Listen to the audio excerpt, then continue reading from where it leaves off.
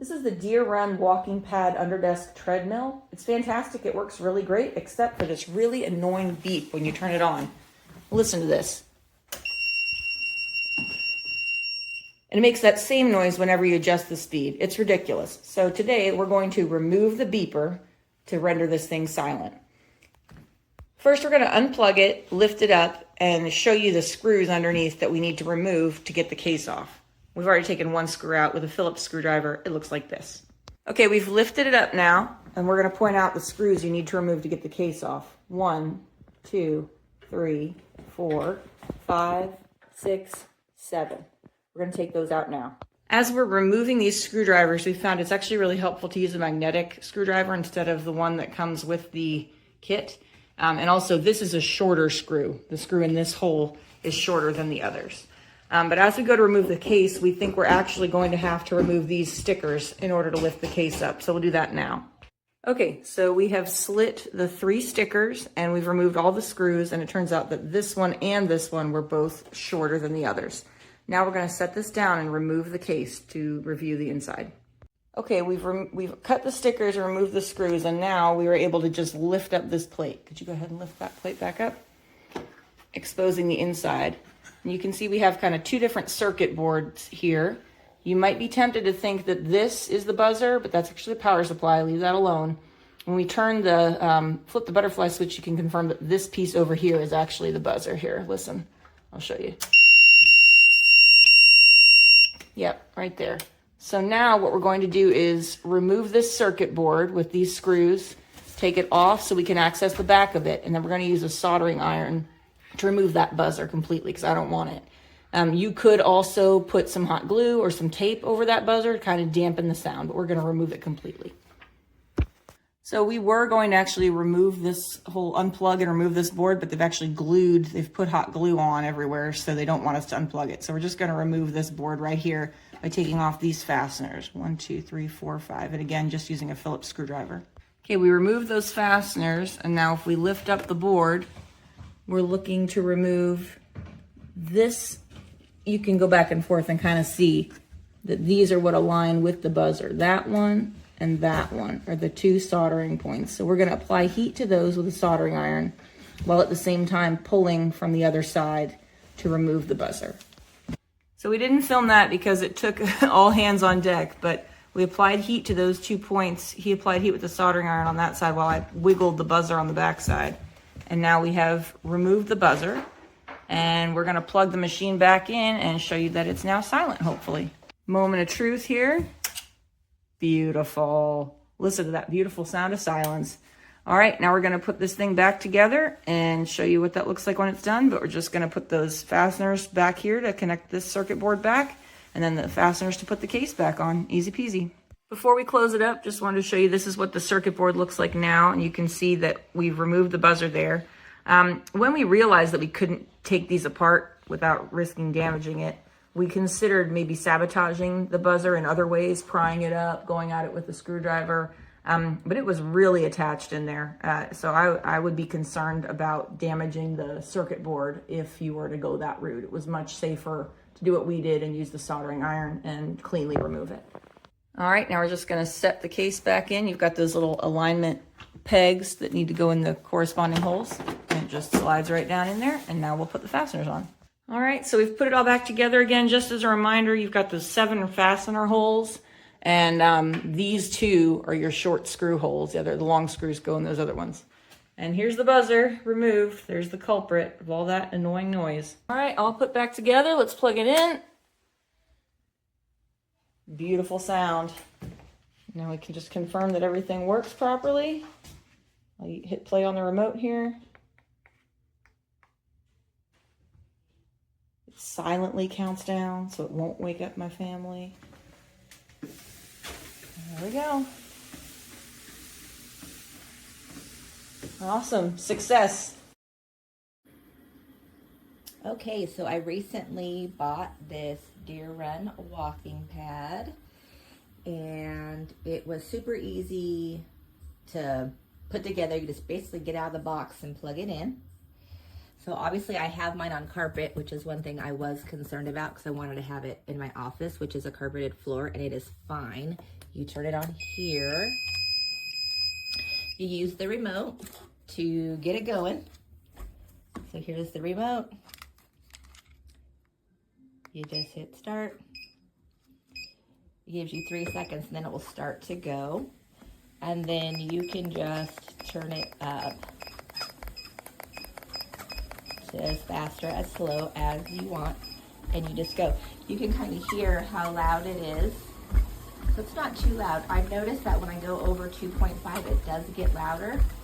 The other thing is people have commented on the belt moving. So you can see here and here the width on the belt.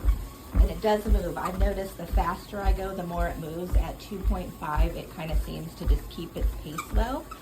If I need to jump off, the best thing to do, or if you need to jump off, is just turn it down and then jump off, because if you stop it, it will erase the amount of distance that you've gone. So just turn it down slow enough to get off and get on. I am 5'6", 160. I have a longer stride, so that is one thing I was concerned about with this. If you notice, it has these little things on the end here to block you. That was a challenge for me at first, having a long stride. I would constantly bump those, so I just had to learn to make my stance not as wide, and then I was okay. So I think for $100, it's a great buy, definitely worth the investment. I've done 5 miles a day on it for the last 5 days. My body feels great. My energy feels great. So it's definitely worth it. You'll spend $100, going out to dinner. So it's definitely worth the investment in you. Highly recommend.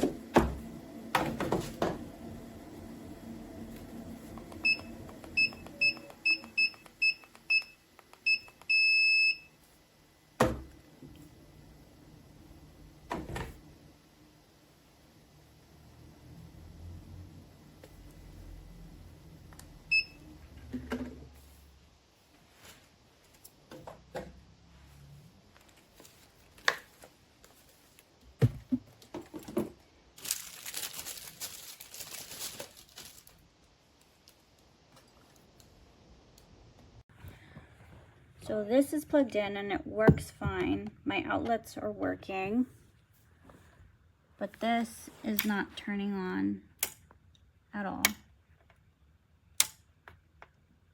I've checked it, I've unscrewed it, checked the motors, everything is plugged in, and it was working, but it just turned off and completely stopped working. Doesn't turn on at all. So, and I just got it today. So I don't know if I advise anyone to buy this.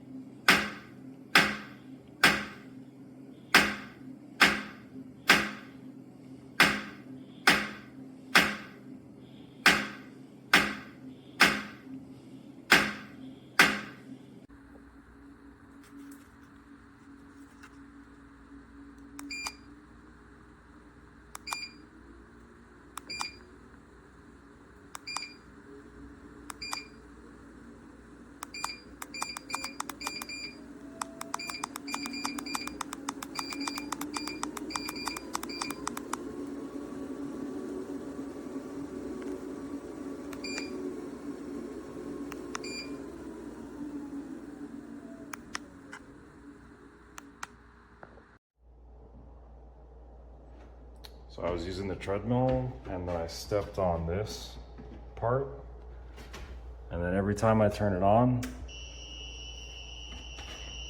I don't see anything on the display. And it won't turn on.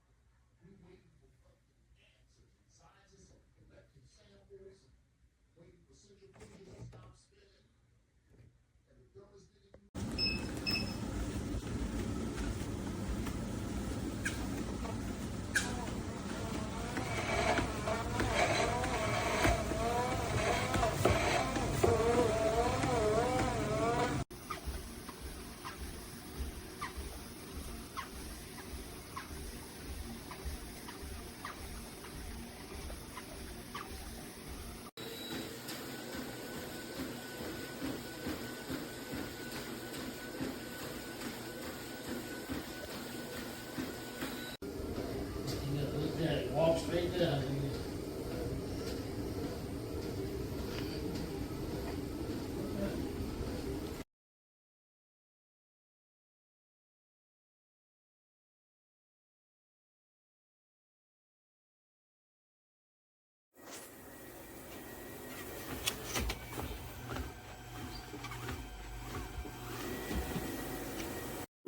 Not gonna lie, this thing is kind of freaking awesome. Look how little it is.